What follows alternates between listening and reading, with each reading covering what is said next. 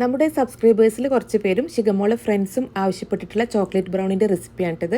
നമ്മൾ മുട്ടയും baking powder baking soda ഒന്നും ഇല്ലാതായിട്ടത് ഉണ്ടാക്കിയെടുക്കുന്നത് നല്ല ടേസ്റ്റി ആയിട്ടുള്ള ബ്രൗണിയാണ്. അപ്പോൾ നമുക്കിത് എങ്ങനെ ഉണ്ടാക്കിയെടുക്കുന്നത് നോക്കാം.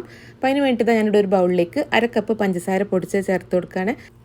പിന്നെ ഇതിലേക്ക് ഒരു 1/4 കപ്പ് ബട്ടർ മെൽറ്റ് ചെയ്ത് ഒഴിച്ച് കൊടുക്കുകയാണ്. പിന്നെ ഒരു 1/2 cup dark compound chocolate great ചെയ്തും കൂടെ ഇട്ട് കൊടുക്കാം. 1 കപ്പ് മൈദപ്പൊടി ആട്ടോ എടുത്തിട്ടുള്ളത്, അതും കൂടെ ഇട്ട് കൊടുത്തിട്ടുണ്ട്. പിന്നെ ഇതിലേക്ക് ഒരു 1/2 കപ്പ് റൂം ടെമ്പറേച്ചറിലുള്ള പാലും കൂടെ അത് ഒഴിച്ചു കൊടുക്കുകയാണ്. പിന്നെ ഒരു നുള്ളു ഉപ്പ് ചേർത്ത് കൊടുത്തിട്ടുണ്ട് മധുരം ബാലൻസ് ചെയ്യാൻ വേണ്ടിയിട്ട്.